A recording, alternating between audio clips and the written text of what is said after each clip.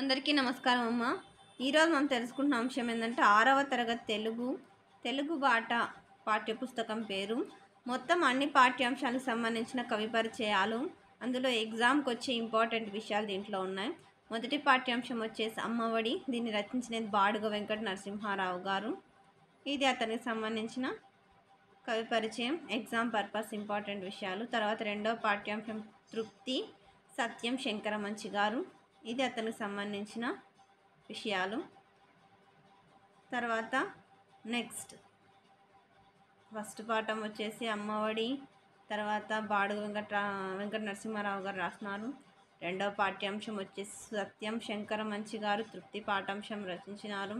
తర్వాత నెక్స్ట్ వచ్చేసేసి మూడవ పాఠ్యాంశం వచ్చేసి మా కొద్ది తెల్లదొరతనం. దీన్ని రచించినది గరిమెళ్ళ సత్యనారాయణ గారు. ఇందాక వీడియో అప్లోడ్ చేస్తున్నాను మా 6th క్లాస్ సంబంధించిన పరిచయాలు, కానీ అంత క్లియర్గా లేదు అది. అందుకోసం విద్యార్థుల కోరిక మీదుగా మీకు ప్రత్యేకంగా మళ్ళీ అప్లోడ్ చేస్తుంటున్నాను. నాలుగవ పాఠ్యాంశం సమయస్ఫూర్తి. ఇది గద్య భాగం. దీన్ని రచించినది కందుకూరి వీరేశలింగం. తర్వాత ఆరవ పాఠ్యం సుభాషితాలు. దీన్ని రచించిన వివిధ కవులు. ఇది ఆ కవులకు సంబంధించిన కవి పరిచయం. జాగ్రత్తగా స్క్రీన్ షాట్స్ తీసుకోండి.